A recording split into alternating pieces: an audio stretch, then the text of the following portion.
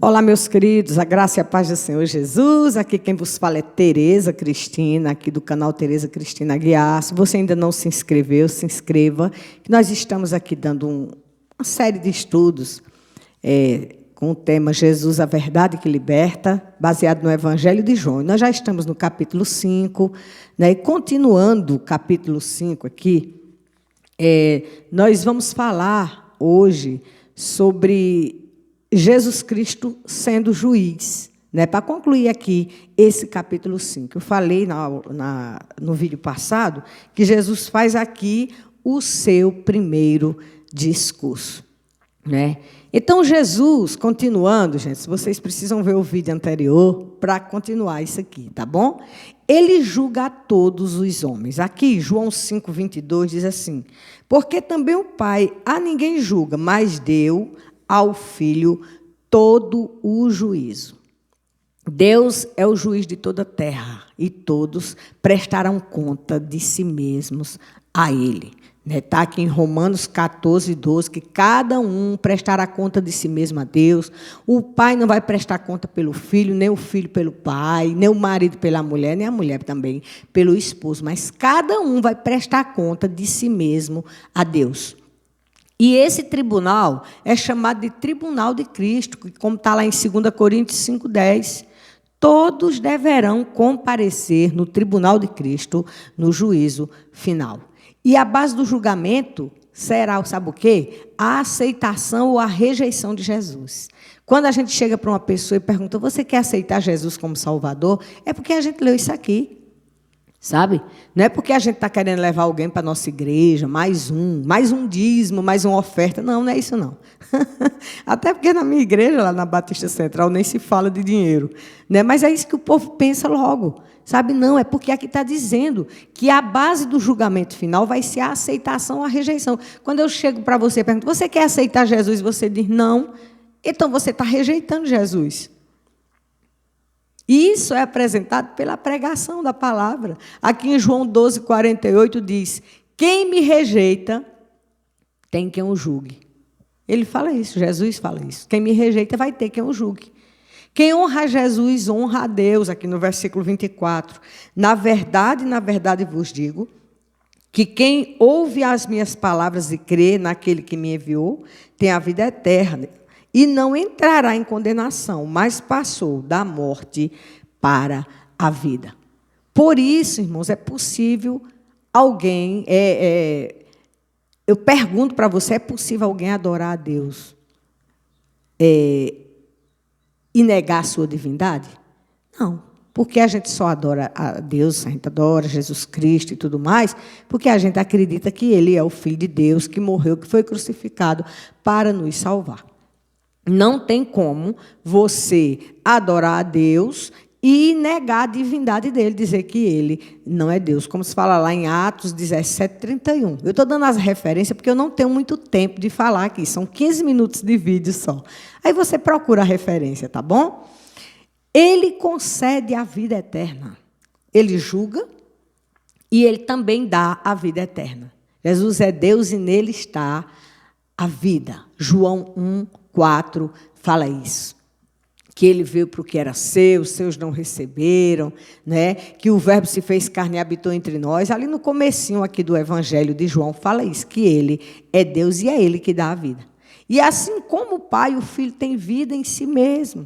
Versículo 26 diz: porque como o Pai tem a vida em si mesmo, assim deu também ao Filho ter a vida em si mesmo. Então, de Jesus, deriva a vida física, a vida espiritual e a vida eterna, né? O verbo ter, aqui no presente, indica que você passa a desfrutar da vida eterna a partir do momento em que crê. Olha que coisa tremenda. Não é quando morrer. Mas no dia que eu morrer eu vou para o céu. Vai ser maravilhoso, é a vida eterna. Mas... além da vida eterna, o Senhor te dá vida com abundância aqui na terra. O Senhor te dá saúde. Sabe, você pode orar agradecendo a Deus pela sua cura, porque Ele já tomou sobre si as suas enfermidades. E nós precisamos entender isso. Desfrutar da vida física e da vida espiritual. E aí, ele dá aqui 4 testemunhos da sua divindade. 4 testemunhos da divindade de Jesus. Jesus sabia que o seu testemunho, né, o testemunho pessoal dele, era rejeitado pelos judeus. Aqui dos versículos 30 e 31 diz: eu não posso de mim mesmo fazer coisa alguma. Como ouço, assim julgo. E o meu juízo é justo, porque não busco a minha vontade, mas a vontade do Pai que me enviou. Se eu testifico de mim mesmo, o meu testemunho não é verdadeiro. Então, ele disse, não adianta eu ficar falando de mim mesmo. Eu vou dar aqui 4 testemunhos da minha divindade. O primeiro testemunho que ele deu foi o de João Batista. Aqui no versículo 32, ele diz: vós mandastes mensageiros a João, e ele deu testemunho da verdade. Eu, porém, não recebo testemunho de homem, mas digo isto, para que vos salveis. Ele era a candeia ardente e resplandecente, e vós quisestes alegrar-vos por um pouco de tempo com a sua luz. Mas eu tenho maior testemunho do que o de João, porque as obras que o Pai me deu para realizar as mesmas obras que eu faço, testificam de mim que o Pai me enviou. Se vocês acreditaram em João e tudo mais, agora imagina bem que João estava falando, era a meu respeito. É isso que Jesus está dizendo. Jesus pregou arrependimento dos pecados, ou seja, João pregou arrependimento dos pecados e salvação, né? Ele pregou através de Jesus, mas os líderes religiosos não creram nele, como se fala lá em Mateus 21, 32. As obras que Jesus realizava foi outro testemunho, no versículo 36. Essas obras eram uma prova do poder de Deus, né? Em João 3:2, Nicodemos fala isso: olha, mestre, eu vim ter contigo, porque eu tenho certeza que ninguém faz as obras que tu fazes se não for enviado por Deus. Isso é coisa de Deus na sua vida, por isso que eu queria lhe conhecer. Então, isso aqui é mais uma prova da divindade de Jesus. Entendeu? Outra coisa, outro testemunho, o Pai. O Pai que havia enviado o Filho ao mundo, ele testemunhou várias vezes a seu respeito. Eu falei no vídeo anterior, aqui em Mateus 3,17, que na hora do batismo, Jesus, ouve-se uma voz do céu na hora do batismo de Jesus, que dizia assim: este é o meu Filho amado, em quem eu tenho prazer, em quem eu me comprazo. O próprio Pai testemunhando: ó, gente, podem receber, esse aí é meu Filho amado, tá? Recebe, isso aí não é um caloteiro, né? Alguém que está querendo, mais um religioso, não. Esse é o meu Filho amado, em quem me comprazo.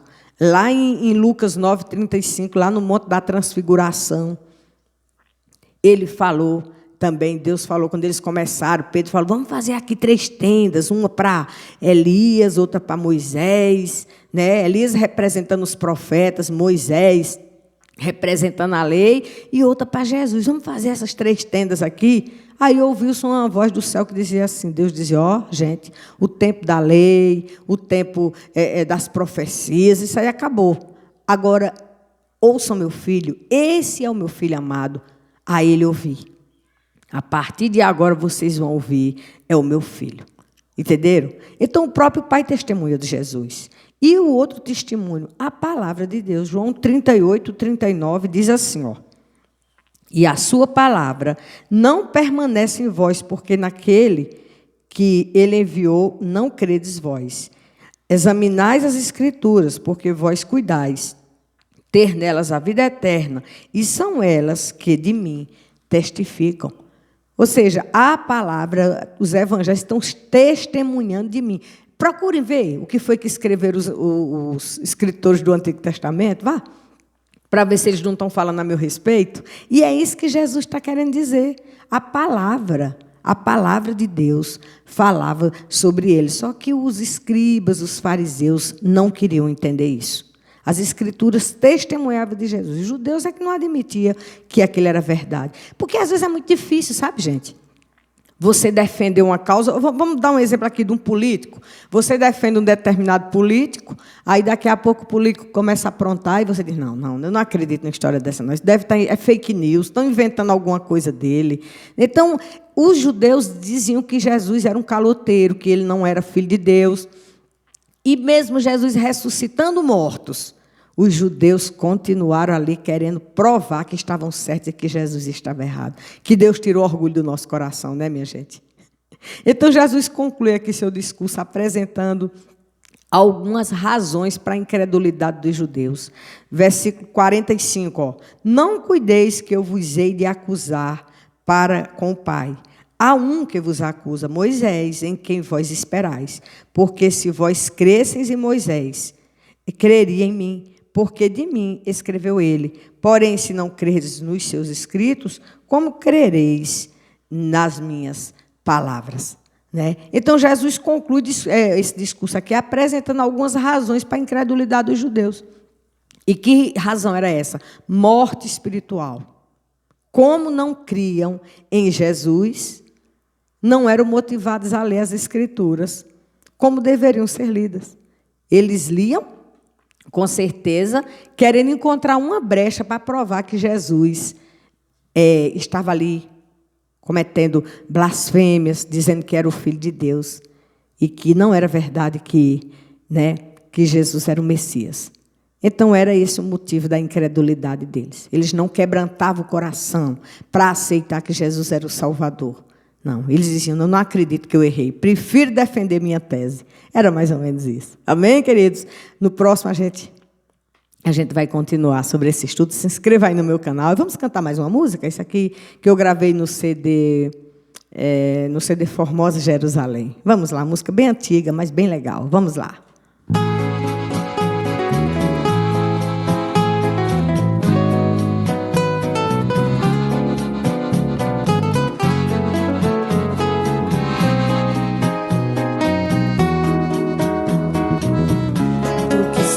Sentado no trono, sempre reinando, soberano,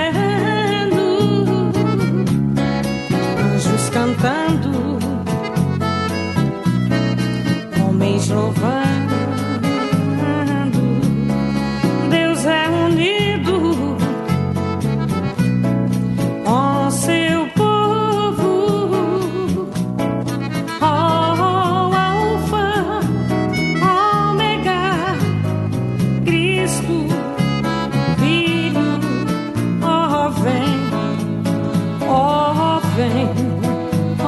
vem, Senhor Jesus, Alfa, Ômega, Cristo, Filho. Vem, Senhor Jesus.